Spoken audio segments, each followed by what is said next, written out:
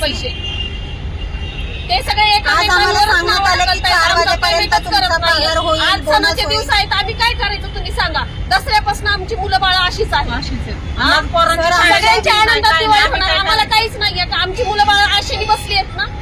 आम्ही घरात 3 महिने कशा चालवते आमच्या जीवाला माहिती. माझा नवरा 3-4 महिने झाला आजारी, आम्ही कसं घर चालवायचं.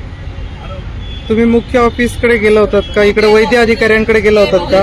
त्यांनी तर आम्हाला वैद्यकीय अधिकारी गोखणे साहेब काय म्हणाले? सॉरी सारखं मला बोलायला लावू नका प्लीज, चला बाहेर जा असं सांगण्यात आलं. त्यांनी काही उत्तर इथं दिलं? उत्तर काहीच नाही दिलं त्यांनी. जे आयुक्तांनी सांगितलंय ते केलं म्हणे फॉलो. आयुक्तांकडे जावं, आयुक्तांच्या सूचनेनुसार केलं असं सांगण्यात असं आलं. सांगण्यात आलंय आम्हाला.